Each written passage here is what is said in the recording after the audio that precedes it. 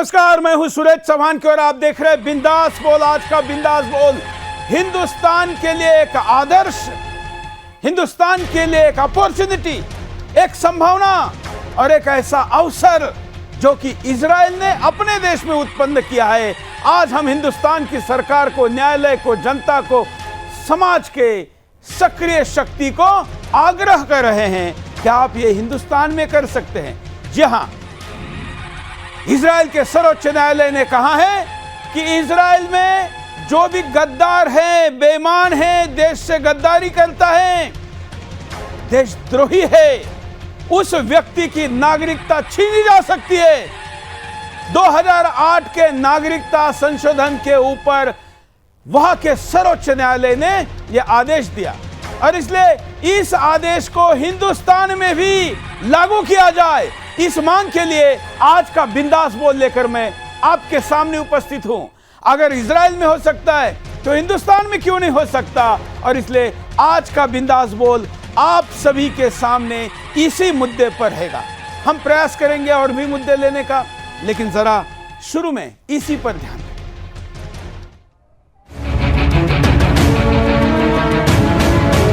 Israel के supreme court ने एक ऐतिहासिक फैसला सुनाया।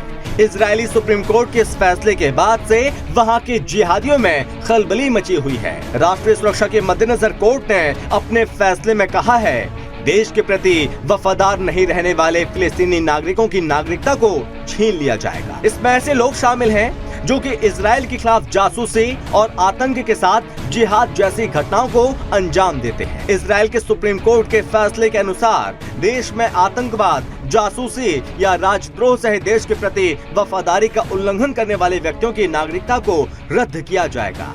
कोर्ट के इस फैसले के बाद से मानवाधिकार संगठनों की भी कान खड़े हो गए। ये फैसला इजराइल में 2008 के नागरिकता कानून को संशोधित कर बनाया गया था। इसमें राज्य को वफादारी का उल्लंघन करने वाले कार्यों के आधार पर नागरिकता रद्द करने का अधिकार दिया गया है। सुप्रीम कोर्ट का ये फैसला इजराइल के 2 फिलिस्तीनी नागरिकों के मामले में अलग अलग अपीलों के बाद आया था और साथ ही उन्हें इजरायली नागरिकों पर हमलों को अंजाम देने का दोषी ठहराया गया था। ऐसे में अब भारत में भी ये मांग उठने लगी कि गद्दारों की नागरिकता छीनने का इजरायली फॉर्मूला लागू किया जाए। ऐसे में तो नागरिकता अधिनियम 1955 की धारा 9 पहले से ही लागू है। इसके तहत किसी भी नागरिक की नागरिकता वापस ली जा सकती है, मगर कोर्ट और कानून का जाल कुछ ऐसा है कि सही तरीके से इस्तेमाल नहीं हो पाता है। इजराइल के सुप्रीम कोर्ट के इस फैसले से मुस्लिमों के लिए काम करने वाले संगठनों की दुकानें बंद होने का डर सता रहा है। दुनिया के कई देशों में ऐसे कानून हैं जिनके जरिए किसी विशेष मामले में दोषी पाए जाने पर व्यक्ति की नागरिकता को खत्म करने की इजाजत है। वहीं अंतर्राष्ट्रीय कानून किसी देश की सरकार को उसके नागरिकों की नागरिकता की स्थिति को रद्द करने से रोकता है। मगर इजराइल के इस फैसले के बाद अब ये मांग भारत में भी तेज हो गई है। नागरिकता कानून और संवैधानिक प्रावधानों को कठोरता से गद्दारों और देशद्रोहियों पर लागू किया जाए।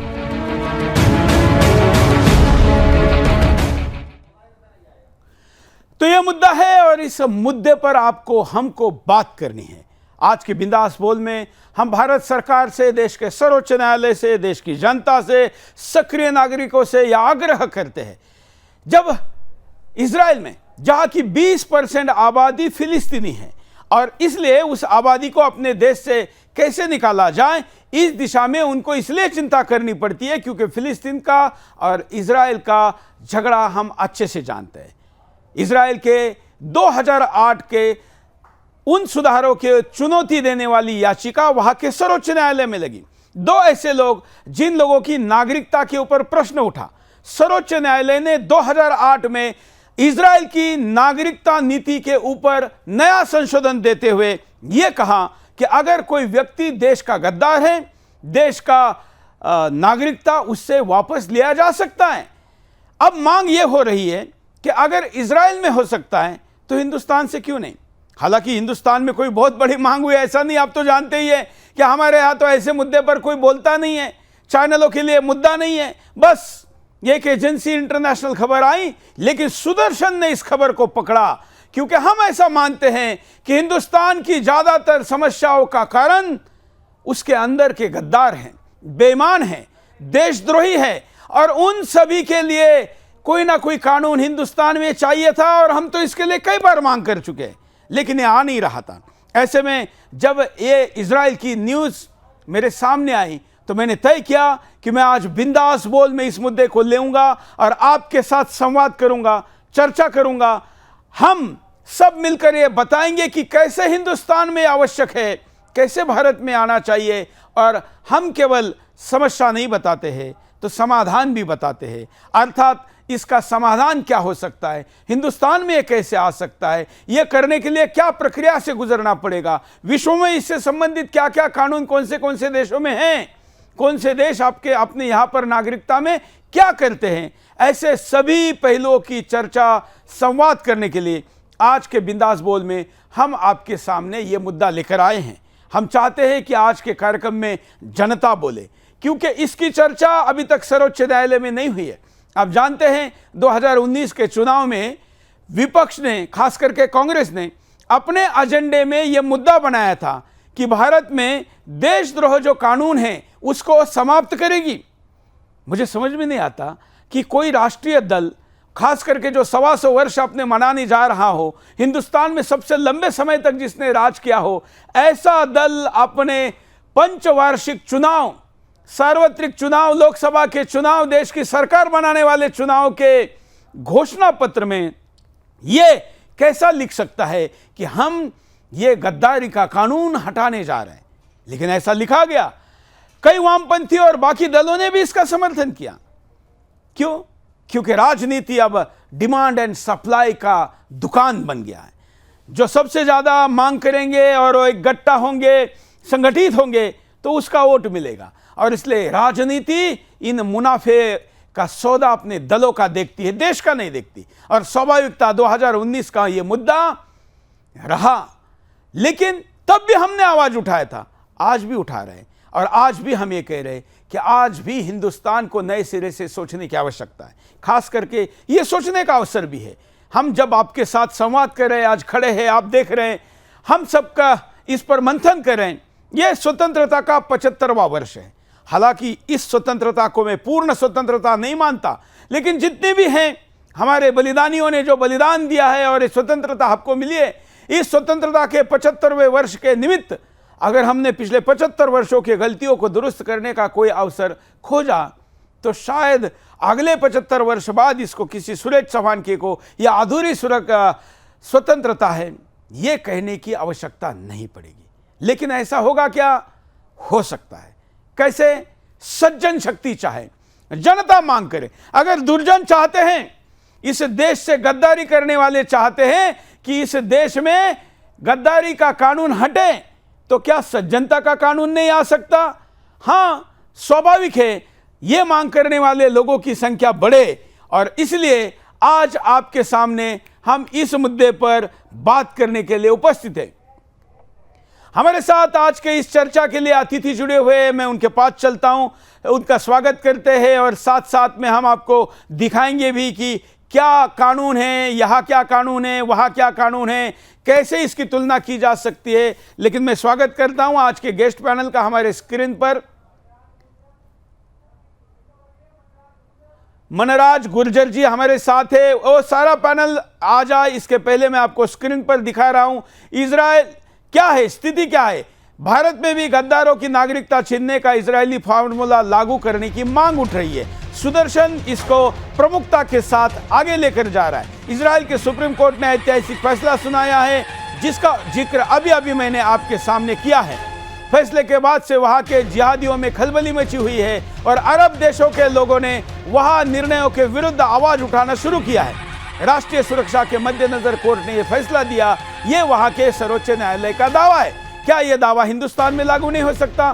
देश भर के प्रति वफादार नहीं रहने वाले नागरिकता की नागरिकता छीनी जाए, यह वहां का सुप्रीम कोर्ट कहता है। इजराइल में जासूसी, आतंकवाद व जिहाद जैसी घटनाओं को अंजाम देने वालों पर एक्शन होता है। एक्शन की आवश्यकता वहां के कोर्ट को लगती है, तो हिंदुस्तान के कोर्ट को क्यों नहीं लगती?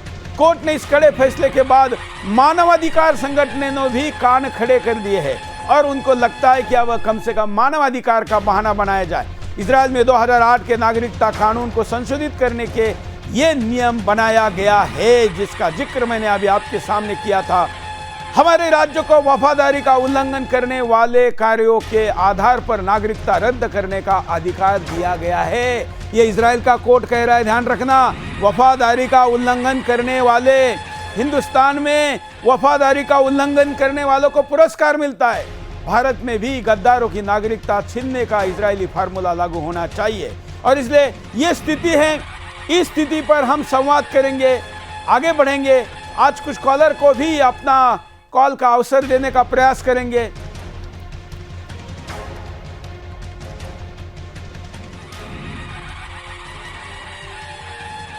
अतिथियों को, गेस्ट पैनल को स्वागत करता हूं। हमारे साथ आज जो अतिथि हैं डीके दुबे जी है हमारे साथ में, स्वागत करता हूं। आप विशेषज्ञ हैं और संविधान के विशेषज्ञ के लिए आज ज्यादा अपना पक्ष रखने का अवसर है क्योंकि इस विषय में कानूनी संशोधन, क्या संविधान की आवश्यकता है या नहीं, दुबे जी बताएंगे। साथ साथ में हमारे साथ जो सिद्धार्थ दवे जी है, आपका स्वागत है सिद्धार्थ जी। सिद्धार्थ जी इज़राइल मामले के जानकार हैं और इसके पहले भी इजराइल और फिलिस्तीन के बीच चल रहे युद्ध के दौरान हमने उनको लाइव लिया था। सिद्धार्थ जी आपका स्वागत है। मनराज गुर्जर हमारे साथ है जो कि जानकार हैं और आज के इस कार्यक्रम में अपना पक्ष रखेंगे। सबसे पहले मैं दुबे जी के पास चलता हूं। दुबे जी, इजराइल के सर्वोच्च न्यायालय के इस निर्णय को हिंदुस्तान में लागू करने की मांग सुदर्शन कर रहा है और हमारे इस मांग को तत्काल बड़े पैमाने पर समर्थन मिल रहा है। हम ऑलरेडी 2019 के चुनाव के दरमियान इस विषय पर अपना पक्ष रख चुके हैं मजबूती के साथ। देश ने इसका साथ दिया है, उसका परिणाम 19 के वोट में भी मिला है। इस फैसले को आप कैसे देखते हैं? नहीं, मुझे लगता है कि जो फैसला ऑनरेबल उनके कोर्ट ने किया है वो फैसला तो बिल्कुल टू द पॉइंट है और दुरुस्त भी है। ये होना भी चाहिए। जो देश का नहीं है उसको सुविधाएं क्यों, वो उसको संसाधन क्यों? सीधी सी बात है, क्योंकि देश है तब ये सारी चीजें हैं ना। अब देश के विरुद्ध अगर काम करते हैं तो ये मतलब नहीं बनता। दूसरी बात, जहां तक मैं समझता हूं अभी तक जो हमारे पास व्यवस्था है उसमें अगर देशद्रोह के कानून के तहत आपके ऊपर मुकदमा चल रहा है और आप अभी अदालत अभी बंद हैं, तो जेल के अंदर जो व्यक्ति बंद है उसको वैसे भी वोट डालने का अधिकार नहीं। अनिल देशमुख का मामला अभी हमने देखा और अभी हमने नवाब मलिक का मामला भी देखा और अभी सुप्रीम कोर्ट ने उनको अनुमति नहीं दी कि वो वोट डालें। दूसरा ये भी है कि अगर 124A के तहत कार्रवाई हो जाए तो मुझे नहीं लगता कि कोई ऐसा कारण भी है कि उसकी नागरिकता रहनी चाहिए। अब समस्याएं बहुत बड़ी ये आएंगी कि उसके पास ये सब कुछ होते हुए भी मुझे लगता है कि पीछे से कुछ बज रहा है, बड़ी तेजी से आवाज आ रही है और आवाज वो फ्लैट कर रही है। बिल्कुल, आप बोलते रहिए। ठीक है, तो ये जो पूरी व्यवस्था है, इस व्यवस्था में क्यों नागरिकता रहे? तो जो समस्या जो रहेगी हमारे पास वो ये है कि नागरिकता हमने खत्म कर दी। जेल से व्यक्ति छूट गया, जो भी उसको सजा मिली थी, उसके बाद हम उसको ले कहां जाएं? उसका होगा क्या? तो परमानेंट रेजिडेंट भारत का रहेगा वो, या फिर बिना वोटिंग राइट के रहेगा, या सुविधाएं उसकी रहेंगी? तो मुझे लगता है कि एक बड़ा काम है इसमें करने के लिए। लेकिन ये तो निश्चित है कि आपको अगर नागरिकता आपकी छीनी, मतलब आप देश के विरुद्ध काम करते हैं तो आपकी नागरिकता नहीं होनी चाहिए, आपकी नागरिकता छीनी ही जानी चाहिए। ये मेरा अपना विचार है। ये आपका विचार है और हमारा भी यही विचार है और मुझे लगता है कि सुदर्शन के करोड़ों दर्शक भी यही चाहते हैं। सिद्धार्थ दवे जी, क्या आपको आवाज सुनाई दे रही है? दवे जी, चलिए शायद पा रहा हूं। हाँ, बोलिए। इजराइल क्या आप जानकार है, वहां रहे हैं, नजदीक से देख रहे हैं, इसके पहले भी हमने आपके इजराइल के प्रतिज्ञान को देखा है। वहां की सर्वोच्च न्यायालय ने दिया हुआ यह निर्णय और हिंदुस्तान की न्यायपालिकाएं कहती है कि हमारे यहां पर ऐसे कानून बंद होने चाहिए। यहां पर गद्दारी अभिव्यक्ति की आजादी में आती है और इजराइल सख्त कानून की बात करके नागरिकता छीनने के लिए सीधे आदेश देता है। आपकी प्रतिक्रिया? सुरेश जी, सुदर्शन न्यूज के चैनल के माध्यम से मैं आपको ये बताना चाहूंगा कि इजराइल ऐसा पहला देश नहीं है। इसके पहले यूनाइटेड किंगडम और यूएसए ऐसे दो विकसित देशों ने भी इसी प्रकार के फैसले सुनाए और वहां पे भी यही प्रतिक्रिया हुई है, इसका मैं आपके माध्यम से दर्शकों को बताना चाहूंगा।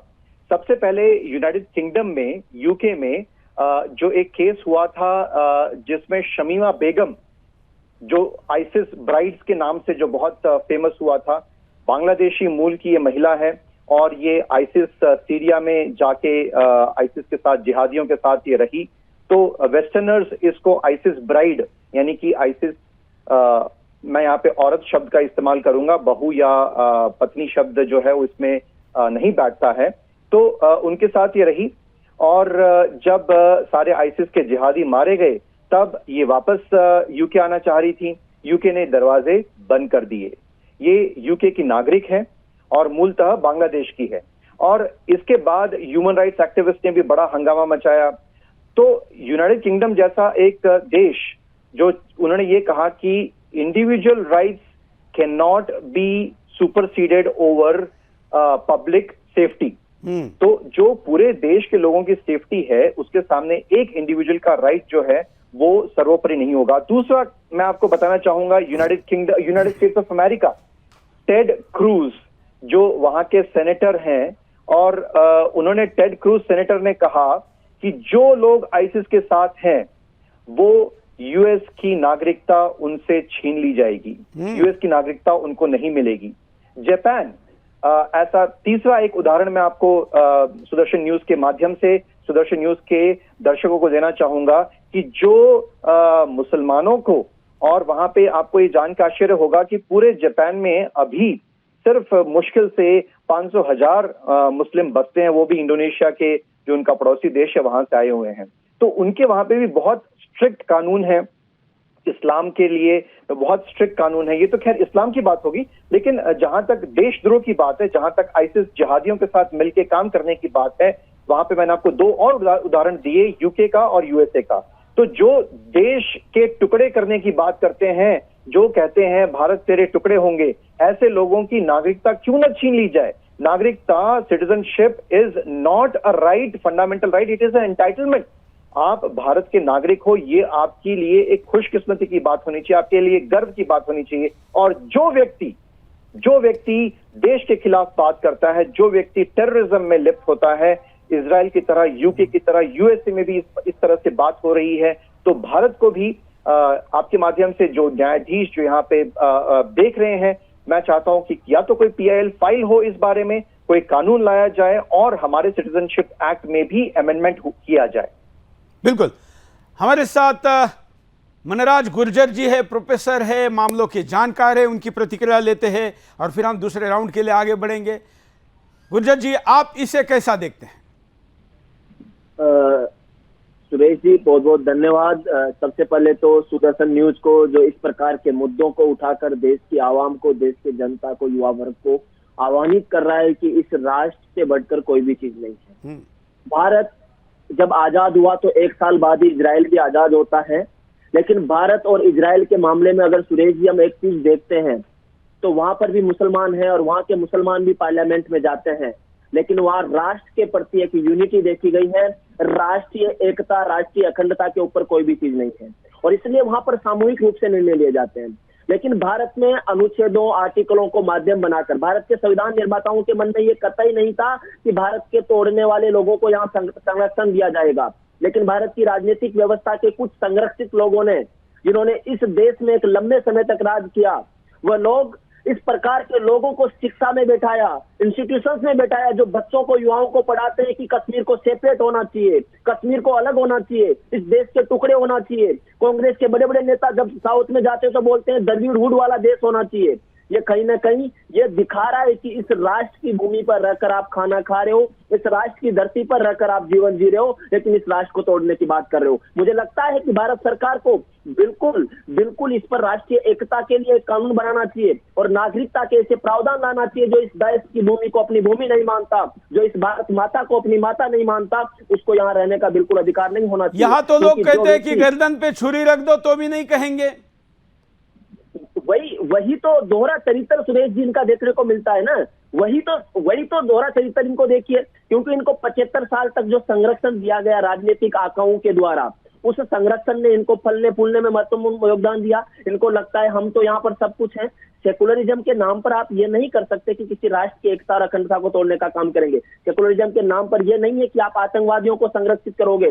सेकुलरिज्म के नाम पर आप घर में बंदूकें नहीं रखोगे, पेट्रोल पंप नहीं रखोगे। लेकिन भारत में ये हो रहा है। मुझे लगता है इजराइल की क्रम पर हमें चलना चाहिए। ये जरूरत पड़ी है, नहीं तो आने वाले समय में हमारी पीढ़ियों को संरक्षित होने के समय एक बड़ा उनके घर छुपने की जगह नहीं मिलेगी। सुरेश जी, मैं आपके लगातार जो आप जो आवाज उठा रहे हैं, इस मुहिम में इनको जुड़ना चाहिए, पूरी तरीके से इसमें जुड़ना चाहिए। और इस राष्ट्र के लिए एक ऐसे सख्त कानूनों की जरूरत है जो भी इस राष्ट्र की एकता अखंडता के साथ खिलवाड़ करेगा, उस पर चाहे माननीय सर्वोच्च न्यायालय हो, चाहे भारत सरकार हो, स्पष्ट गाइडलाइन के साथ उसको देश से बाहर भेजने का प्रावधान किया जाना चाहिए। मैं दुबे जी से समझता हूं। दुबे जी, क्या ऐसा करने के लिए कोई बहुत बड़ी संवैधानिक एक्सरसाइज की आवश्यकता है, या ये केवल भारत के सर्वोच्च न्यायालय के एक आध निर्णय से हो सकता है, या इसको भारत सरकार को कोई इसके लिए संवैधानिक कोई व्यवस्था बदलनी पड़ेगी? क्या इतनी मुश्किल बात है कि हिंदुस्तान में, जबकि इजराइल से ज्यादा गद्दारों की संख्या है, फिर भी हम इसको नहीं कर पा रहे? देखिए, हमारे यहाँ जो कॉन्स्टिट्यूशन में व्यवस्था दे रखी है उन्होंने आर्टिकल 5 से लेकर आर्टिकल 11 तक, हाँ, उसमें ये व्यवस्था दे रखी है कि कोई भी व्यक्ति अगर किसी दूसरे देश का नागरिक हो जाता है तो भारत की नागरिकता स्वतः समाप्त हो जाती है। तो भारत में नागरिकता समाप्त होने का एक ही साधन हमने दे रखा है उसमें। तो जहां तक मुझे लगता है कि इसमें कॉन्स्टिट्यूशनल अमेंडमेंट करके उसमें क्लॉज 2 जोड़ना चाहिए, और क्लॉज 2 ये जोड़ना चाहिए कि सेक्शन 124 कैपिटल ए या देशद्रोह के आरोप में जो दंडित हो चुके हैं उनकी भी नागरिकता स्वतः समाप्त हो जाएगी। एक क्लॉज इसमें जोड़ा जा सकता है। दूसरा, मुझे लगता है कि आर्टिकल 141 के तहत ऑनरेबल सुप्रीम कोर्ट भी इस पर स्ट्रक्चर पास कर सकता है, और वो स्ट्रक्चर सरकार के पास जा सकता है कि सरकार उसको अमेंड कर ले, कॉन्स्टिट्यूशन को अमेंड करे। CAA का जो सिटीजनशिप एक्ट हमारे पास है 1955-56 का, सिटीजनशिप एक्ट सेकेंडरी डॉक्यूमेंट है। प्राइमरी डॉक्यूमेंट हमारा कॉन्स्टिट्यूशन है, और कॉन्स्टिट्यूशन में सिटीजनशिप की व्यवस्था दे रखी है कि कौन कैसे कब किन परिस्थितियों में सिटीजन होगा। तो मुझे लगता है एक क्लॉज उसमें डालने की आवश्यकता है ताकि क्लैरिटी हो जाए बिल्कुल कि भाई नागरिकता हमारी चली जाती है अगर हम देशद्रोह के आरोप में दंडित हो जाते हैं। आरोप लगते हैं कोर्ट में, जब वो जेल में बंद होता है तो जेल में बंद होते समय तो वैसे भी वो कोई राइट नहीं होता, वो कॉन्फिस्केट होता है। लेकिन मुझे लगता है कि नागरिकता के कानून में इस तरह से संशोधन लाया जा सकता है और लाया जाना चाहिए। जिस दिन हम कॉन्स्टिट्यूशन के इस सिटीजनशिप वाले पोर्शन में, मतलब पार्ट 2 में संशोधन ले आए, उसके बाद फिर सिटीजनशिप एक्ट में भी संशोधन आसानी से लाया जा सकता है। नहीं क्या, लेकिन इसके लिए कोई संयुक्त अधिवेशन या कोई विशेष प्रक्रिया की आवश्यकता है, या जैसे CAA आया था?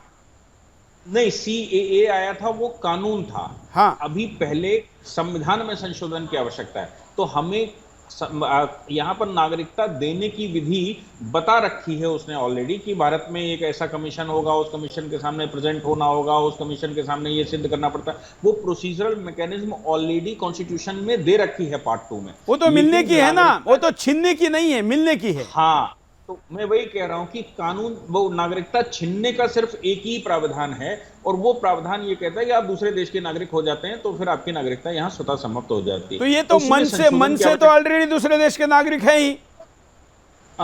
नहीं, मन से दूसरे देश के तो वो प्रूफ करना पड़ता है, भारत में जुडिशियल सिस्टम में प्रूफ करना पड़ता है। मैं आपको देखो, भारत के कानून की व्यवस्था में हालांकि थोड़ा सा इंटरवेंशन है। मैं आज पटना हाई कोर्ट के एक सस्पेंशन ऑर्डर सुप्रीम कोर्ट में चैलेंज हुआ। एक जज साहब ने 4 दिन में रेप केस का जजमेंट कर दिया, इस बात पर उनका निलंबन हुआ, और सुप्रीम कोर्ट में वो निलंबन के खिलाफ आए हैं कि यहाँ जल्दी जजमेंट करना भी यहाँ बहुत गड़बड़ बात है। 4 दिन में जजमेंट कैसे कर दिया? और उस बात पर पटना हाई कोर्ट ने उनसे शो कॉज नोटिस मांग लिया कि 4 दिन में जजमेंट कैसे हो सकता है, 1 दिन में आपने लाइफ इम्प्रिजनमेंट का जजमेंट कैसे कर दिया। तो जज साहब बेचारे फंसे हुए हैं, सुप्रीम कोर्ट आ गए और ये बताने आ गए कि हमने क्या गलत कर दिया, हमने तो जल्दी जजमेंट किया है, अर्ली हियरिंग राइट, वो जो कहते हैं ना कि जल्दी जजमेंट होना और वो डिले और डाई और सब दुनिया भर का, हमने तो जल्दी किया लेकिन हम यहाँ पर ऐसे हो गए। तो भारत में कानूनों का संशोधन, भारत में इम्प्लीमेंटेशन थोड़ा कठिन काम है, लेकिन जो संविधान संशोधन की प्रक्रिया आर्टिकल 368 में दे रखी है वो प्रक्रिया यहाँ पर अपनाई जा सकती है। और बहुत बड़ा रॉकेट साइंस नहीं है, क्योंकि हम फंडामेंटल राइट्स में संशोधन नहीं कर रहे। हम जो संशोधन करने जा रहे हैं वो सिटीजनशिप में करने जा रहे हैं, वो कॉन्स्टिट्यूशनल राइट है हमारे यहाँ पार्ट 2 में। इसलिए कॉन्स्टिट्यूशनल राइट्स का जो प्रोविजन 368 में दे रखा है, 368 के तहत लाया जा सकता है। जब आप बात कहते हैं कि पूरा बोथ हाउस बिठाएं, तो वो उन परिस्थितियों में, जिस परिस्थितियों में हम दोनों हाउसेस में उसको पारित नहीं कर सकते हैं, तो फिर हम ज्वाइंट सेशन बुलाकर भी वो एक्सेप्शनल सर्कमस्टांसेस में कर सकते हैं। लेकिन अभी मुझे लगता है कि केंद्र की जो इस समय की सरकार है उसके पास मेजोरिटी है और उसमें संशोधन किया जा सकता है। सुप्रीम कोर्ट में भी जैसा सुप्रीम कोर्ट ऑर्डर कर सकता है, स्ट्रक्चर पास कर सकता है, स्ट्रक्चर पास करके आर्टिकल 141 का वो सहारा लेकर इस पर ऑर्डर कर सकता है और हो सकता है। इसमें कोई बहुत बड़ा इश्यू नहीं है, लेकिन हिम्मत करनी पड़ेगी और पॉलिटिकली मुझे लगता है पॉलिटिकल विल बनानी पड़ेगी हमारे देश में कि भाई हमें ये करना है। और ये करने के लिए जनता के अंदर जो माहौल बनना चाहिए, बहुत सारे यहाँ पर बातें रहती हैं। तो मुझे लगता है सुदर्शन ने जिस प्रकार से इनिशिएट किया है, इस पर एक मूवमेंट देश में और देश की जन भावना जब तैयार होगी तो मुझे लगता है कि सरकारों के पास भी ये बात जाएगी कि ये भी किया जाना चाहिए। क्योंकि जैसे 124 कैपिटल ए कांग्रेस ने कह दिया कि साहब हम तो इस पे करते ही नहीं है, लेकिन सवाल यहाँ पर पैदा हुआ कि महाराष्ट्र में हनुमान चालीसा कहने पर भी 124 कैपिटल ए लगा दिया। या हनुमान चालीसा करेंगे तो फिर आप देशद्रोही हैं। हालांकि हनुमान जी ने वो काम पूरा कर लिया, उसको कानून की जरूरत नहीं पड़ी, सरकार चली गई। लेकिन सुप्रीम कोर्ट में जब वो चैलेंज हुआ तो सुप्रीम कोर्ट ने 124 कैपिटल ए के लिए ये कह दिया कि भाई इस पर रिव्यू होना चाहिए। केंद्र सरकार ने कहा हाँ, हम इसको खत्म करने के पक्ष में नहीं, लेकिन हम इस पक्ष में जरूर हैं कि इसकी आज के परिप्रेक्ष्य में क्या कितनी उपयोगिता है और कैसे इसको अमेंड किया जाए और क्या रिव्यू करके नया बनाया जाए, इस पर काम अभी चल रहा है। तो एक तो पार्टी ये कहती है या लोग ये कहते हैं कि साहब 124 कैपिटल ए की जरूरत ही नहीं है, क्योंकि हम तो देशद्रोह करें और हमारे ऊपर आप प्रश्न भी ना खड़ा करें। और दूसरी तरफ हम कुछ कंट्री ये कह रहे हैं कि नहीं, आप अगर देशद्रोही हैं तो फिर हम आपकी नागरिकता भी खत्म कर देंगे। आपको पनिश तो करेंगे ही करेंगे, लेकिन हम आपकी नागरिकता भी खत्म कर देंगे और आपका खेल ही भारत से खत्म कर देंगे, आपका कोई राइट भारत पर नहीं होगा। तो मुझे लगता है कि भारत में इस तरह के कानूनों की आवश्यकता है और बड़ी घोर आवश्यकता है। लेकिन बात कहीं ना कहीं से मस्तिष्क में आनी चाहिए। तो सुदर्शन का ये जो योगदान है कि आप इसको निकाल रहे हैं, और मतलब मेरे दिमाग में भी ये कभी आइडिया नहीं आया था। मैं बहुत विचार करता हूँ, गहराई से विचार करता हूँ भाई क्या क्या होना चाहिए, लेकिन ये आइडिया कभी नहीं आया कि क्या सिटीजनशिप खत्म होनी चाहिए और सिटीजनशिप खत्म होने के लिए कानूनों में संशोधन की भी आवश्यकता है। हम ये 2018 में ऑलरेडी बड़ा कैंपेन कर चुके हैं जी। तो मुझे लगता है कि ये अब तो क्या हो गया कि इजराइल का निर्णय आ गया, तो हमारी जो मांगे थी, सारा कंटेंट था, सारा जो बातें हम कर चुके थे, बस हमने उसको एक तरीके से रीइनिशिएट किया है। हम चाहते हैं कि इजराइल को फॉलो करने की इच्छा रखने वाला बड़ा वर्ग सरकार में भी है या समाज में भी है, तो उनको पुनः ये याद दिलाया जाए कि देखो भाई, जो हम पीछे कह रहे थे वो यह हो रहा है। अच्छा दुबे जी, इसमें बड़ी विशेष बात है, शायद सिद्धार्थ जी इसको बता पाए। ऑलरेडी भारत में जो राज्य व्यवस्था थी, अंग्रेजों की पहले की व्यवस्था थी, उसमें नागरिकता छीनी जाने की व्यवस्था थी। आप देखेंगे कि कई ऐसे राजाओं के राज्य के निर्णय थे जिसमें किसी नागरिक को राज्य से बेदखल किया जाता था। नागरिकता छीनना ही उसका एक तरीके से अगला स्टेप था। केवल नागरिकता छीनकर इसी देश में रहना नहीं, अपने सीमाओं से बाहर निकलना। छत्रपति शिवाजी महाराज हो या उससे भी हम ज्यादा पीछे जाएंगे तो भी ऐसे कई उदाहरण मिलेंगे। अभी अभी दुबे जी ने, सिद्धार्थ जी ने यूके का और अमेरिका का उदाहरण दिया था, लेकिन हम वर्तमान स्थिति में भी दुनिया के ऐसे कई देश हैं और हमारे यहाँ कुछ ही वर्ष पूर्व, अंग्रेजों के पूर्व भी ये व्यवस्था थी। सिद्धार्थ जी। जी सुरेश जी, सुदर्शन न्यूज चैनल के माध्यम से मैं एक और बात दर्शकों तक बताना चाहूंगा, और वो भी इजराइल देश की ही है। तो इजराइल में जो नागरिक कानून है वो 3 बार अमेंड हुआ, और जो आखिरी बार जो वहां पे अमेंडमेंट हुआ, और ये बहुत इंटरेस्टिंग है, और ये मैं समझता हूं कि हमारे लिए, भारत देश के लिए और विश्व के समस्त सनातन धर्मी जितने भी हैं, जो हिंदू समाज है, जो सभी विश्व में जहां पे भी जिस भी देश में है, उनके लिए भी ये बहुत इंपॉर्टेंट हो जाता है। तो इजराइल में क्या हुआ, तो उन्होंने कहा कि कोई भी ज्यू यहूदी किसी भी देश में रह रहा हो, हाँ। किसी भी देश का नागरिक हो, वो स्वतः इजराइल का नागरिक हो जाता है। वहां पे ये ड्यूअल सिटीजनशिप है। ना सिर्फ ये, कोई भी बच्चा 2008 के बाद की बात है, कोई भी बालक जो जूइश पेरेंट्स के थ्रू पैदा होता है, उसके माता पिता अगर यहूदी हैं, तो वो ऑटोमेटिकली इजराइल का सिटीजन हो जाता है। वो किसी भी देश का नागरिक हो सकता है।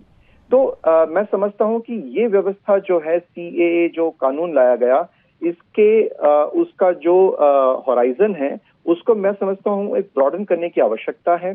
और जब हम कहते हैं कि सर्वे भवन्तु सुखिनः सर्वे सन्तु निरामयः, तो सभी हिंदू मेरे भाई हैं, चाहे वो किसी भी देश में रह रहा हो, चाहे वो किसी भी रीजन में जन्मा हो, लेकिन वो मेरा सहोदर है।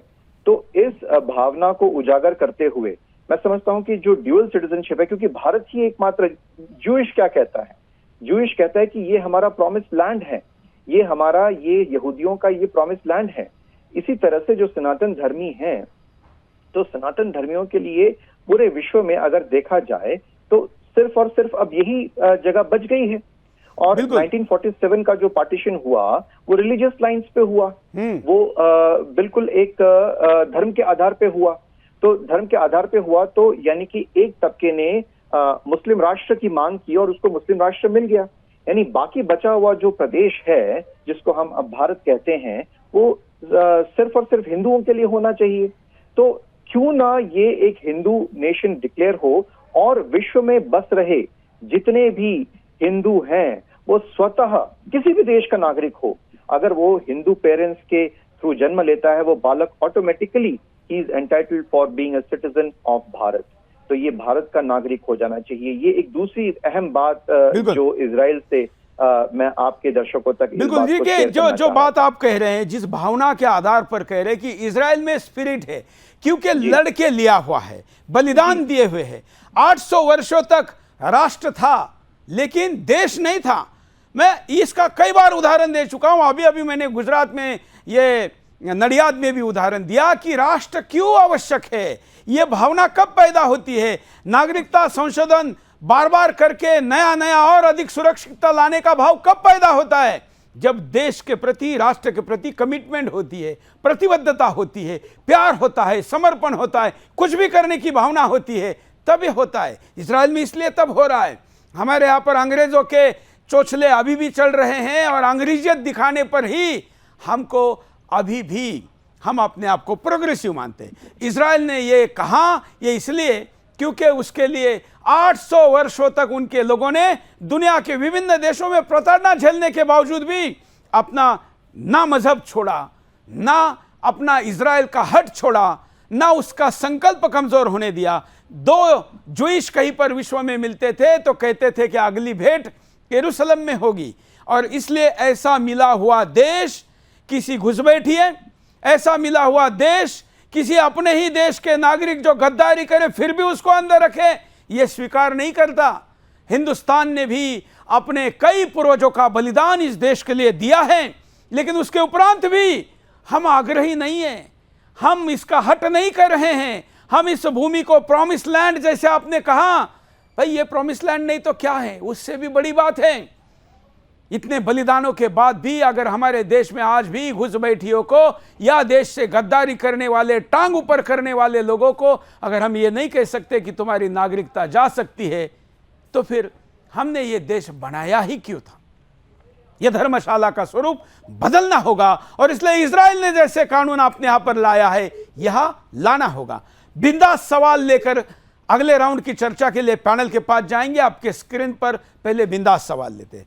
पहला बिंदास सवाल आज के कार्यक्रम में है, इजराइल के सर्वोच्च न्यायालय ने देश के गद्दारों की नागरिकता छीनने का आदेश दिया है।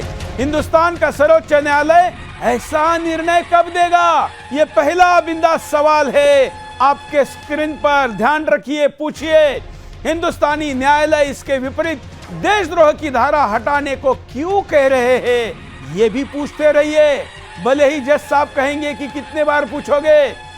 गद्दारी और संवैधानिक विरोध का अंतर सरकार, समाज और कोर्ट कब समझेंगे जो इजराइल समझ रहा है? चौथा बिंदास सवाल, इजराइल जैसा सख्त कानून हमारे यहां लागू करने में क्या अड़चन है? कौन आड़े आ रहा है ये बताइए, नहीं तो लागू करिए। आखिर कब तक सांपों को दूध पिलाते रहेंगे, या ये कभी बंद होगा या नहीं? आखिर वो अंत कब हो रहा है? गद्दारों को छूट देकर आप प्रखर देशभक्त नागरिकों को चिढ़ा रहे हैं, नहीं तो क्या कर रहे हैं? जो ईमानदार है, देशभक्त है, स्वतंत्रता के 75वें वर्ष के इस सुअवसर पर हम सख्त निर्णय नहीं कर सकते, तो हम किस मुहूर्त की प्रतीक्षा कर रहे हैं? आज का यह सुअवसर दोबारा नहीं आएगा। देश की सरकार इस दिशा में पहल करे, देश को पता चलेगा कि कौन गद्दार साथ है और कौन देशभक्त का विरोध कर रहा है, कौन क्या है पता चलेगा। सरकार पहल करे, क्या इस कानून को लागू करने से मित्र कौन, दिखावे के मित्र देश कौन और शत्रु देश कौन, ये भी पता चल जाएगा। मतलब हमारी विदेश नीति पर भी एक बार ये हाथ घूम जाएगा। इस कानून का विरोध करने वाले तथाकथित एनजीओ को भी प्रतिबंधित क्यों नहीं करती सरकार? क्योंकि भारत के न्यायपालिका में होने वाले निर्णयों में इन एनजीओ की बड़ी भूमिका है, ऐसा हम मानते हैं और ये बार बार आरोप लग रहा है। नागर जी भी हमारे साथ जुड़े हैं। डीके दुबे जी के पास चलते हैं। दुबे जी, इन 10 सवालों के कुछ सवालों पर हम चर्चा कर चुके हैं, लेकिन भारत जैसे देश में न्यायपालिका ये क्यों नहीं सोच रही है जो इजराइल की सोच रही है? कारण मैंने बता दिया जो मुझे लगता है। आप क्योंकि उस प्रक्रिया के एक अहम हिस्सा है, इसलिए आप क्या देखते हैं कि भारत की न्यायपालिका, जो कि कपड़े से लेकर सब कुछ अभी भी अंग्रेजों के स्टाइल में चल रही है, छुट्टियां भी जज साहब वैसी लेते हैं जैसे जजों को तब पानी के जहाज से लंदन जाना पड़ता था, वापस आना पड़ता था, इसमें जितने दिन लगते थे उतनी लंबी छुट्टियां आज भी हमारे यहाँ चल रही है। तो हमारा व्यवस्था का भाव भी वही है, मानसिकता भी वही है, या कुछ और कारण है? दुबे जी। नहीं, मुझे लगता है कि ऑनरेबल कोर्ट के सामने एक बात आती है कि बहुत कम केसेस में स्यू मोटो कोर्ट एक्शन लेता है।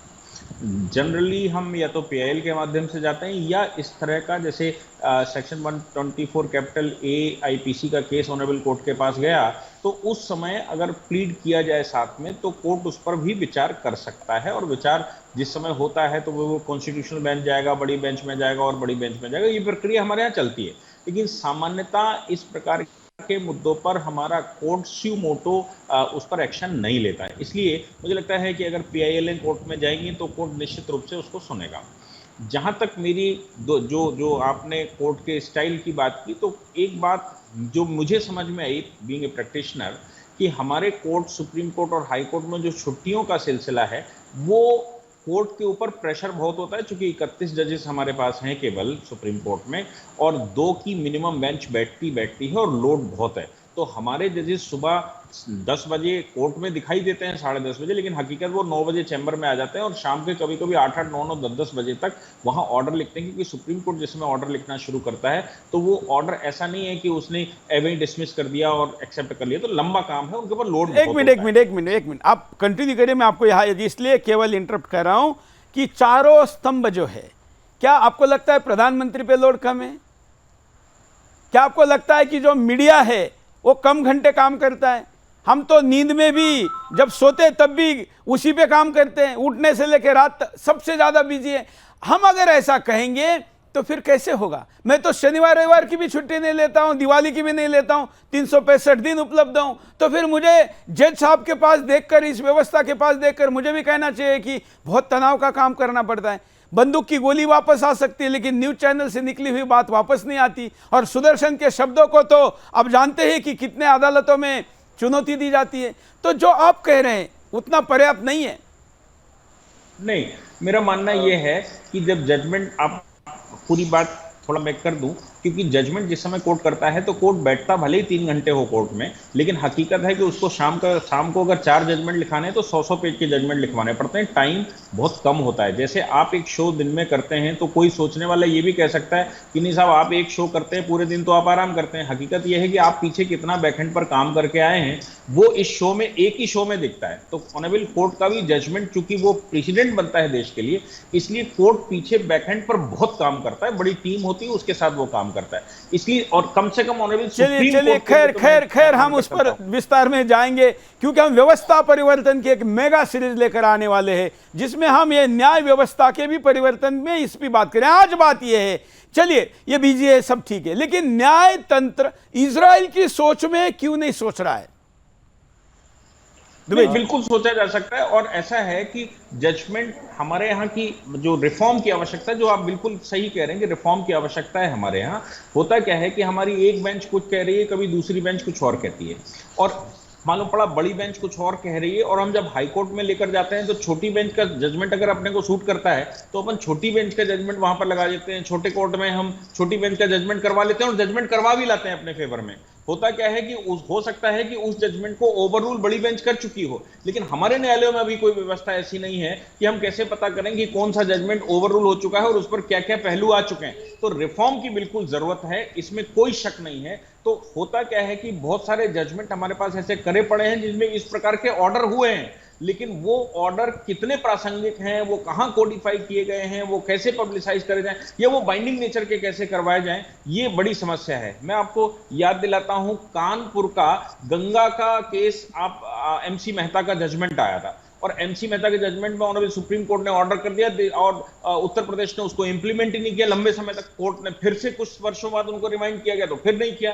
तो ये लंबे समय तक चलता रहा। अभी योगी सरकार जब बैठी 1997 का जजमेंट, और योगी जी की सरकार बैठी, तो उन्होंने इंप्लीमेंट किया कि भाई गंगा जी की सफाई होनी चाहिए, कानपुर में ये टेंडरी बंद होनी चाहिए, और ये होना चाहिए, वो होना चाहिए। तो हमारे यहाँ जो मैकेनिज्म है उसकी रिफॉर्म की बहुत आवश्यकता है। एक कोर्ट का जजमेंट मालूम पड़ा हो गया है, पड़ा है, और अभी अपने पास आ गया नहीं। तो इस प्रकार के जजमेंट हो चुके हैं, लेकिन जनरली क्या होता है कि उनका कोडिफिकेशन हम एक जगह पर नहीं कर पाए हैं, उनको संहिता के रूप में नहीं बदल पाए हैं, उसको इंप्लीमेंट कैसे किया जाए वैसे नहीं बदल पाए हैं, और मालूम पड़ा तब तक कोई बड़ी बेंच का दूसरा जजमेंट आ गया, और वो जो बड़ा जजमेंट आया वो पब्लिक में चला गया, और वो पब्लिक डोमेन पर कुछ और कर गया।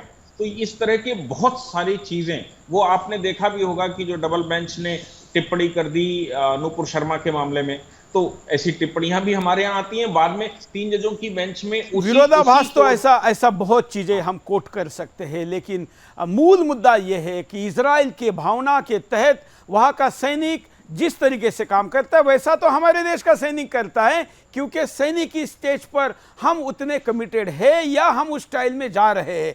हमें समाज के अन्य हिस्सों में भी वही भाव लाना होगा। नागर जी के पास चलते हैं। नागर जी, जिस प्रकार का, क्योंकि अभी हम उपाय की तरफ हमको जाना पड़ेगा, उसके पहले एक बार परिणाम पे चर्चा हम कर लेते हैं कि ये जो स्थिति है इसका परिणाम समाज में क्या होता है जब ऐसा नहीं होता है।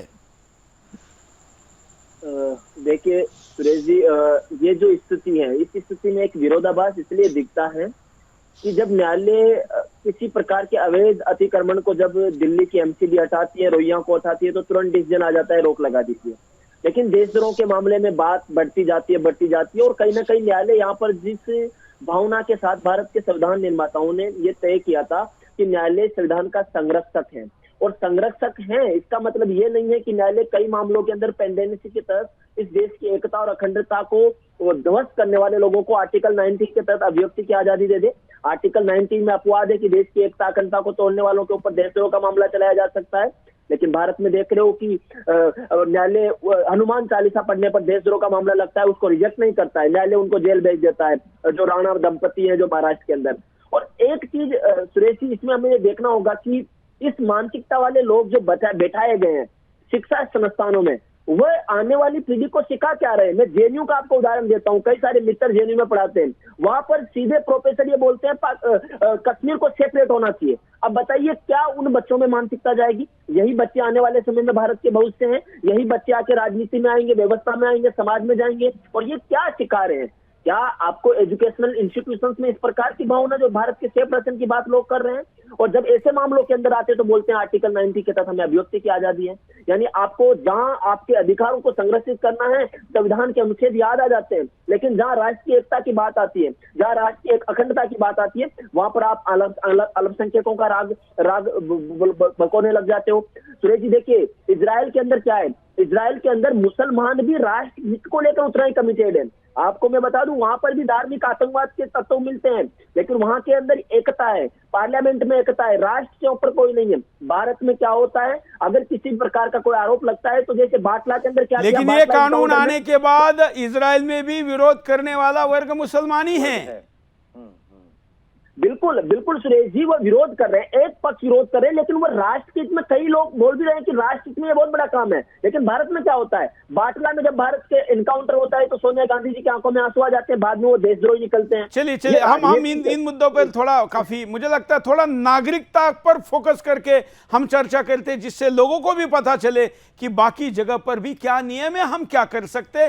सच में यह मुद्दा कितना गंभीर है, ये कितना गंभीर है ये समझे बगैर, क्योंकि हम हमेशा ही जो मामला जब तक सीरियस नहीं हो जाता तब तक उस पर काम नहीं करते।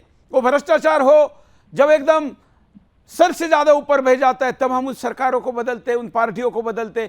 इसलिए अब ये मुद्दा सच में नागरिकता का मुद्दा प्रायोरिटी के साथ गद्दारों को दूर करना आवश्यक है, इस स्थिति पर आया है ऐसा मुझे लगता है। सिद्धार्थ जी, आप इसको कैसा देखते हैं, कितना प्राथमिकता इसको और क्यों देनी चाहिए? जी सुरेश जी, जो भी डिबेट चल रहा था जिसमें हमने जुडिशियल रिफॉर्म्स की बात की और एनडीए सरकार ने नरेंद्र मोदी जी के नेतृत्व में 2014 से हर सेक्टर में कुछ न कुछ रिफॉर्म्स लाने का एक निर्णय लेकिन मैं अभी उस पर थोड़ा नहीं चर्चा करना चाहता, क्योंकि हमारे पास समय भी कम है और रिफॉर्म पर हम अलग से बात करेंगे। एक मुद्दा देख के मैं नागरिकता पे जाता हूं। हाँ। तो डेफिनेटली जुडिशियल रिफॉर्म्स और उसमें भी जो डीकोलोनाइजेशन ऑफ जुडिशरी है भारत की, वो बहुत बड़ी आवश्यकता है। चलिए इस बात को कह के मैं इस टॉपिक पे विराम देता हूं और वापस आता हूं नागरिकता की बात पे। और जैसे मैंने शुरुआत में बताया था कि इजराइल में ये बड़ा कदम हुआ, वहां की सुप्रीम कोर्ट, वहां की एपेक्स कोर्ट ने इस बात को बताया। लेकिन जैसे मैंने जापान का उदाहरण दिया कि जापान में अगर किसी मुस्लिम को अगर नागरिक बनना है तो ये उसके लिए मुश्किल ही नहीं, ऑलमोस्ट नामुमकिन सा है। तो ऐसा जैसे जो प्रगतिशील राष्ट्र हैं जो कहते हैं कि डेमोक्रेसी को सस्टेन करने के लिए हमारे पास कुछ टूल्स होने चाहिए, और वो टूल्स क्या है, वो ये टूल्स है पनिशमेंट का। जैसे यहाँ पे हमारे साथ बहुत वेल नोन जूरिस्ट बैठे हुए हैं, जूरिस्प्रूडेंस के जानकार बैठे हुए हैं, और जॉन ऑस्टिन की एक फेमस लाइन जो मुझे याद आती है कि जहाँ पे एक सॉवरेन का कमांड है और उसको नहीं मानने पे पनिशमेंट होना भी आवश्यक है। तो ये एक बात है कि जहाँ पे जो आप नागरिक का जो आपका धर्म है, आपकी जो एक फंडामेंटल ड्यूटी है आपका, तो वो अगर आप उसका निर्वाह नहीं करते हैं, जैसे एक फेमस वाक्य है कि जिस थाली में खा रहे हैं उसी में अगर आप छेद कर रहे हैं, आप छेद नहीं कर रहे हैं, आप पूरी की पूरी थाली का ही आप विनाश कर रहे हैं। आप किसी भी तरह से नेशन बिल्डिंग में प्रोडक्टिव यूज नहीं कर रहे हैं, प्रोडक्टिव आप योगदान नहीं दे रहे हैं, आप किसी भी तरह का कंस्ट्रक्टिव काम नहीं होने दे रहे हैं। ये तो सब हो ही रहा है, लेकिन जिस तरह से जो भी एस्पियोनाज या जो भी टेररिज्म रिलेटेड एक्टिविटीज हो रही हैं, इजराइल ने बहुत क्लियर कर दिया है कि उसकी नागरिकता समाप्त करना एक सिंबॉलिक काम है, कि वो स्टेटलेस हो जाता है। जैसे कि मैंने आपको उदाहरण दिया कि जो शमीमा के केस में हुआ, शमीमा बेगम के केस में हुआ कि बांग्लादेश ने कहा कि अगर हम इसको लेते हैं तो ये इसको यहाँ पे सिर्फ मृत्युदंड ही मिलेगा। तो उस व्यक्ति के पास ये एक बहुत बड़ा उदाहरण हो जाता है समाज के लिए, उस तबके के लोगों के लिए, उस धर्म के लोगों के लिए, वो जो रिलीजन ऑफ पीस अपने आप को बोलते हैं, उन सब के लिए भी कि ये आज इनके साथ हुआ है तो ये कल हमारे साथ भी हो सकता है। एक डेटरेंस उसकी जो है वो बढ़ जाती है कि वो कल उठ के कोई इस तरह का विध्वंसकारी कार्य करने की सोच भी ना सके। तो ये एक बात हो जाएगी। देखिए, सिटीजनशिप जब उसकी रिवोक हुई है तो उसके पॉलिटिकल पावर्स विड्रॉ कर दिए गए हैं, इजराइल में यही हुआ है, लेकिन उसके इकोनॉमिक पावर्स या उसके जो बाकी कल्चरल पावर्स हैं वो तो वहीं के वहीं हैं, उसके जो राइट्स हैं वो तो वहीं के वहीं हैं, लेकिन उसका जो पॉलिटिकल राइट है वो उससे रिवोक कर लिया गया है, वो उससे छीन लिया गया है। तो ये अपने आप में बहुत बड़ा एग्जाम्पल होता है। ह्यूमन राइट्स एक्टिविस्ट इसके खिलाफ बहुत चिल्ला रहे हैं, और जो इस कानून के फेवर में बोल रहे हैं वो यही बात कह रहे हैं कि ये जो रिवोकेशन ऑफ सिटीजनशिप है वो उसके सिर्फ पॉलिटिकल राइट्स को विड्रॉ करता है, उसके बाकी जो राइट्स हैं, उसके कल्चरल राइट्स हैं, जो उसके बाकी इकोनॉमिक राइट्स हैं, वो तो ज्यों के त्यों बने हुए हैं। उसका और रिपरकेशन क्या आता है, जो उनके बच्चे हैं जो टेररिज्म में लिप्त हैं, उनके बच्चों को भी ये लागू हो जाएगा, बिकॉज अगर पेरेंट्स सिटीजनशिप से रिवोक हुए हैं, फादर सिटीजनशिप से रिवोक हुए हैं, तो यही चीज उनके बालकों में भी आती है। तो ये मेरे ख्याल से बहुत बड़ा डिटरेंस है। हमारे यहाँ क्या है, जरा ये international- मैं दुबे जी से समझ लेता हूं, क्योंकि दुबे जी जैसे रोहिंग्या यहाँ पर आए हैं, कुछ समय के लिए यूनाइटेड नेशन की व्यवस्था से आए हैं, कुछ समय से लिए आए, ऐसा ही कहा जा रहा है। अब उन्होंने यहाँ पर करीब 1,23,722 बच्चे पैदा कर दिए हैं। अब उनको भारत के नागरिकता कानून के अनुसार तो नागरिकता मिलेगी, लेकिन इनको बाहर जब जाने के लिए हम कहेंगे, जब भी व्यवस्था के अनुरूप इनको जाने का होगा, तो इनके बच्चों का क्या होगा? ये कानून क्या कहता है? नहीं, कानून तो ये कहता है कि हमारे यहाँ सिटीजनशिप की व्यवस्था में बर्थ पर करता है, और इस आधार पर ऑनरेबल सुप्रीम कोर्ट ने, आपको याद होगा कि जो तिब्बतन है, तिब्बतन के बच्चों को नागरिकता दी है।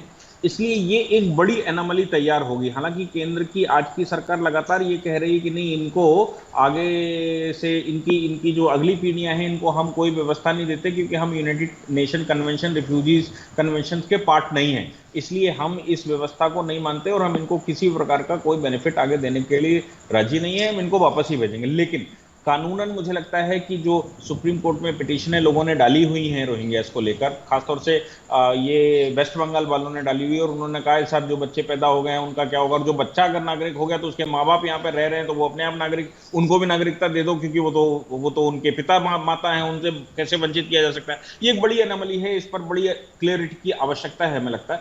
और सुप्रीम कोर्ट में वो लिस्पेंडेंस है मामला, सुप्रीम कोर्ट में लिस्पेंडेंस है मामला, और इसी बात पर निर्णय होना है कि भाई जो यहां पैदा हो गया उसका क्या होगा। जबकि भारत सरकार लगातार ये कह रही है, सुप्रीम कोर्ट में भी कह रही है कि जो लोग भी, हम चूंकि यूनाइटेड नेशन का जो रिफ्यूजी कन्वेंशन है उसके पार्ट नहीं है, इसलिए हम तो ये रिफ्यूजियों जो यहाँ पर रह रहे हैं, जो इलीगल घुस आए हैं या जिनको हमने यहाँ पर अस्थायी रूप से रखा, हम इनके लिए ही दायी नहीं है, तो अगली पीढ़ी तो बाइकआउट होनी चाहिए, इसका हमारे पास कुछ नहीं है। लेकिन अब क्या निर्णय होता है ये कोर्ट डिसाइड करेगा, वो आगे की बात है। लेकिन एक बात जो मेरे मन में आ रही है कि यहाँ भारत में सिटीजनशिप लेने की जो व्यवस्था है, उस व्यवस्था में ये मतलब जो अभी आपसे बात करते समय मेरे दिमाग पे आई कि वो जो व्यवस्था है कि जो भारत में स्थायी रूप से आ गया है और स्थायी रूप से रहना चाहता है और उसका इंटेंशन क्लियर है भारत में, वो भारत की नागरिकता ले सकता है। लेकिन वहां ये कुछ नहीं, कहीं पर ये कॉन्स्टिट्यूशन में तो एटलीस्ट नहीं लिखा है कि आप भारत के लिए लॉयल होने चाहिए, भारत के प्रति आप ये रहेंगे और आप जहां से आए हैं वहां की लॉयल्टी आपको छोड़नी पड़ेगी, और भारत में अगर कुछ ऐसी गतिविधि करते हैं तो फिर आपको वापस देना पड़ेगा। ऐसी व्यवस्था मुझे लगता है कि नहीं लिखा है। ये भी हमारे लिए दुर्भाग्य की बात है कि हम नागरिकता जो पहले से हैं उनकी तो छोड़ दीजिए, जिनको हम नहीं दे रहे हैं उनको भी ये कंडीशन नहीं लगा रहे। इसलिए बाबा साहब ने कहा था कि मुझे अवसर मिलेगा तो मैं इस संविधान को आग लगा दूंगा, बराबर है ना? हाँ बिल्कुल, मतलब बहुत सारी चीजें ऐसी हैं जिन बिल्कुल पर बिल्कुल ये हड़बड़ी में या अंग्रेजों के इच्छाओं पर ज्यादा बना हुआ है। खुद बनाने वाले उसके समिति के अध्यक्ष बाबा साहब इससे समाधानी नहीं थे। मैं थोड़ा, क्योंकि ये सब कुछ जब हम कर रहे हैं तो मुस्लिमों के परिप्रेक्ष्य में ये डिबेट चर्चा के दिशा में स्वाभाविक जाती हुई है। दुनिया में जहाँ पर भी ऐसे कानून बनते हैं वहाँ पर मुसलमान ही ह्यूमन राइट्स से लेकर बाकी सारे अधिकारों की बात करते हैं कि हमारे लिए बन रहे हैं, हमको बाहर करने के लिए बन रहे हैं। लेकिन मुस्लिम देशों में नागरिकता के कानून कितने कठोरतम हैं ये शायद लोगों को पता नहीं है। सिद्धार्थ जी, मैं चाहूंगा कि अगर आप तीनों जो जानते, पहले सिद्धार्थ जी से शुरू करते हैं कि कितने कठोर है। मुझे जो पता है मैं एक बार बता देता हूं कि खाड़ी देशों में पूरा जीवन आप रहेंगे, आपकी अगली पीढ़ी भी रहेगी, बिजनेस करेंगे, खरबों का टैक्स आप वहां पर देंगे, फिर भी आपको नागरिकता नहीं मिलेगी। ऐसे और क्या नियम है?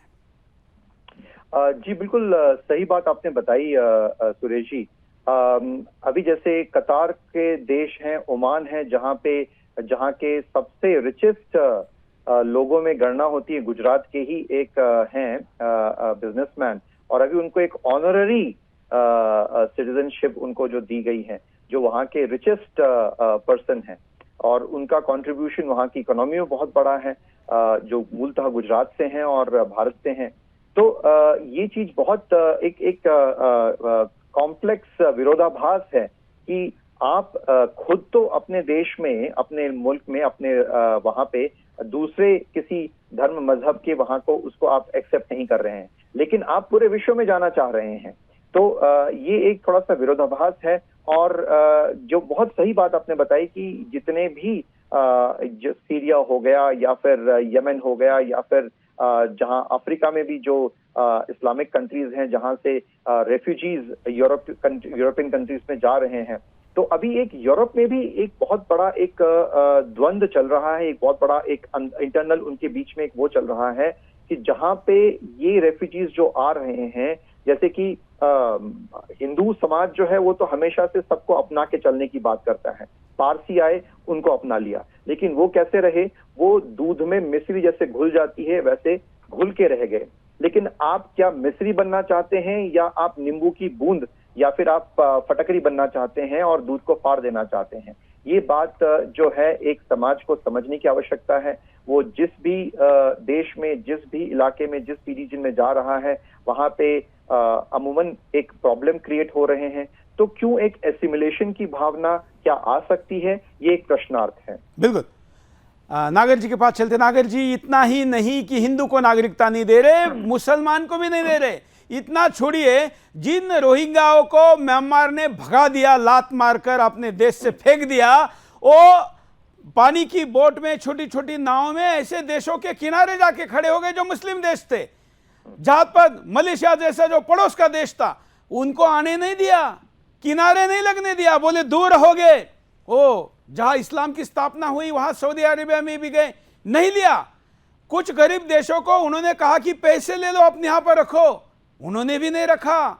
यूनाइटेड नेशंस में चिल्लाने, लॉबिंग करने के लिए खरबों रुपए लगाए, लेकिन एक रोहिंग्या को अपने यहां पर इन लोगों ने नहीं रखा, मतलब मुसलमान को भी नहीं रखा। ये उनकी नागरिकता नीति है। नागर जी। बिल्कुल। देखिए, नव उदारवादी लोकतंत्र के नाम पर जिस प्रकार का ये जो ट्रेंड चल रहा है और ये नव उपनिवेशवादी सोच को अपनी इंप्लीमेंट करना चाह रहे हैं कि अपनी सीमा के आसपास हम किसी भी प्रकार का इस प्रकार के माहौल को नहीं चाहते। अब ये देखिए, यूनाइटेड किंगडम के अभी स्टेटमेंट आया कि हम वहां पर नहीं लेंगे, और भी कई राष्ट्रों ने स्टेटमेंट दिया कि हम नहीं लेंगे, लेकिन फिर यहाँ पर हमें देखने को मिलता है कि भारत ही क्यों, और भारत के ऊपर इतना प्रेशर क्यों कि आप सबको कंसोलिडेट करोगे। ये देखने वाली बात है। ये कहीं ना कहीं इन राष्ट्रों की उस मानसिकता को प्रेशर इसलिए कि आप झेलते हैं, आप प्रेशर मानते हैं, इसलिए हैं, नहीं मानते तो नहीं है। दुबे जी के पास चलते। दुबे जी, क्योंकि मैं फिर कह रहा हूं कि मुस्लिम हिंदू परिप्रेक्ष्य में ही स्वाभाविकता इस चर्चा की तरफ हम लेकर जा रहे हैं। हम इस्लाम के दृष्टिकोण से भी देखें तो इस्लाम भी पैन इस्लाम मानता है, मतलब कोई देश नहीं मानता है, ग्लोबल सिटीजन एक तरीके से अपने आप को मानता है। तो वैसे भी उसको नागरिकता के इस विषय में बांधने का प्रयास, जो कि बाबा साहब ने भी कहा है कि ये देशभक्ति और एक साथ नहीं चल सकता, तो कैसे हो सकता है? दुबे जी। नहीं, देखिए, ऐसा है कि हमारे देश की एक बड़ी बड़ी समस्या है। जब हम ये कहते हैं कि भाई हिंदुस्तान से ही लोग पाकिस्तान गए और वहां पर ये चल रहा है, तो फिर वहां पर बात होनी शुरू होती है पाकिस्तान से कंपेयर मत करिए हमको। जब हम कहते हैं कि भाई आप सऊदी अरेबिया को अपना अग्रणी मानते हो, वहां से कंपेयर, तो कहते हैं वहां से कंपेयर मत करिए, हम तो हिंदुस्तान के नागरिक हैं। और जब हिंदुस्तान के अंदर हम कहते हैं कि भाई भारत के लॉयल हो जाओ, तो कहते हैं कि नहीं हम मुसलमान हैं। ये हमारे यहाँ जो समस्या खड़ी की गई वो तो कॉन्स्टिट्यूशन फ्रेमिंग के टाइम पर ही खड़ी की गई। मैंने एक बार और आपसे चर्चा की थी कि जिस समय कॉन्स्टिट्यूशन के जो ये सदस्य बने कॉन्स्टिट्यूंट असेंबली के, उसमें मुस्लिम लीग, मतलब पाकिस्तान बनने के बावजूद मुस्लिम लीग के बहुत सारे सदस्य रह गए। और मजे की बात यह है कि वो यहाँ कॉन्स्टिट्यूशन में भाग लेते रहे और लेने के बाद जो अपना रोल था वो प्ले करने के बाद वो पाकिस्तान जाते रहे। ये समस्या उस समय जर्मिनेट कर दी गई थी जिस समय कॉन्स्टिट्यूशन हमारा फ्रेम हो रहा था। मजे की बात यह है कि उसके बाद हमने कभी भी उस पर ध्यान नहीं दिया। अब जैसे सीए के संशोधन आए या सरकार संशोधन करना चाहती है पिछले 8-10 साल से, तो फिर ये हो रहा है कि नहीं साहब ये तो हमारे विरुद्ध जा रहे हैं, ये हम ही को टारगेट कर रहे हैं और ये बहुत सारी चीजें। तो ये मुझे लगता है कि लॉ एंड ऑर्डर की सिचुएशन शुरू में कॉन्स्टिट्यूशन बनते समय ही शुरू कर दी गई थी। तुष्टीकरण की पॉलिसी के आधार पर ही कॉन्स्टिट्यूशन का निर्माण भी उस समय हुआ था और उसका इंप्लीमेंटेशन भी भारत में करवाया गया। तो ये जो पूरी की पूरी समस्या है उसकी जड़ 1947 ही है और आज भी 47 की ही जड़ पर हम चल रहे हैं। तो रिफॉर्म की पूरे सभी जगह की आवश्यकता है, लेकिन जो सबसे ज्यादा जरूरत है वो है लॉ एंड ऑर्डर को देखते हुए सभी को पैरिटी पर रखना। तो जब भी आप इस तरह की बात करेंगे तो कहेंगे पाकिस्तान से कंपेयर मत करिए, सऊदीया से कंपेयर मत करिए, लेकिन हमारा जब विषय आएगा तो साहब हम तो वहीं के हैं, हमारे लॉयल तो हम लॉयल वहीं के, हाँ कंपेयर हमको उनसे मत करिए, कंपेयर हमें भारत में करिए, लेकिन हमारी लॉयल्टी वहां पर फिट करिए, लॉयल्टी यहाँ पर मत करिए। ये एक बड़ी समस्या भारत की है, जिस पर मुझे लगता है कि बहुत ज्यादा पूरे देश के एक एक व्यक्ति को काम करने की आवश्यकता है। बिल्कुल, क्योंकि आज नागरिकता की चर्चा हो रही है और हमारे साथ इतना जानकार पैनल है, कुछ मुद्दे छूट गए उसको मैं ले लूं। दुनिया के कई ऐसे देश है, जैसे कि सिंगापुर ले लीजिए, उन्होंने अपने यहाँ पर नागरिकता का एक स्ट्रक्चर बनाया हुआ है कि किस वंश के कितने लोग रहेंगे, या आप उसको देश के आधार पर ही कह सकते हैं। जैसे वो जिन्होंने वो देश बनाया वो मूल लोग वहाँ मेजॉरिटी संख्या में रहेंगे। भारत का X% होगा, मलेशियन का X% होगा, चाइनीज का X% होगा। जब वो बना था, जब ये व्यवस्था निर्माण की गई थी, इस अनुपात को वो किसी भी कीमत पर, किसी के भी दबाव में, किसी भी हालत में बदलने नहीं देते हैं। लेकिन हमारे यहां पर जनसंख्या का अनुपात बदलते बदलते मूल जिनका ये देश है वो इस देश से हद्दपार हो जाएंगे और ये देश उनके हाथ में रहेगा नहीं। ऐसे चित्र आंखों के सामने वो काल दिख रहा है, उसकी योजनाएं सामने आ रही है। उसके बावजूद भी अगर हम नागरिकता के ऊपर चर्चा, चिंतन और मंथन करने के लिए तैयार नहीं है, तो हमसे ज्यादा नकारा मूर्ख कोई नहीं है जो अपने अंत सामने देखते हुए भी, और इजराइल जैसा एक आदर्श उदाहरण जो कि आप कर सकते हैं ऐसा आपके सामने आ रहा है, सुदर्शन जैसा चैनल जो आपके सामने लगातार इन मुद्दों को उठा रहा है, इसके बावजूद भी अगर आप कुछ नहीं करने वाले हैं, जब मैं आप कहता हूं तो सरकार भी, जुडिशरी भी, मीडिया भी और इस देश का सज्जन नागरिक भी अगर कुछ करने वाले नहीं हैं तो हमसे ज्यादा अभागा कोई नहीं है। लेकिन हम भाग्य बदलने के लिए पुरुषार्थ और परिश्रम करने पर जोर देते हैं और इसलिए कहते हैं कि यह देश बदल सकता है, बच सकता है, आगे बढ़ सकता है, दूसरे को भी बचा सकता है, कि लेकिन उसके लिए यहाँ के मूल नागरिकों के लिए ज्यादा अधिकार सुरक्षा की भावना पैदा करना आवश्यक है। मैं गेस्ट पैनल का आभारी हूं, बड़ी संख्या में आज लोग हमारे साथ जुड़े हैं। कॉल लेने थे लेकिन समय के कारण नहीं ले पाए। इसका लाइव प्रसारण आज सोशल मीडिया पर नहीं था, जो कि रात 11 बजे के प्रसारण में अवश्य होगा। सुदर्शन का टीवी ऐप भी आ चुका है, आप अपने टीवी में सुदर्शन का टीवी ऐप डाउनलोड करके आपके स्मार्ट टीवी को राष्ट्रवादी टीवी बनाइए। आज के लिए इतना ही, धन्यवाद, जय हिंद।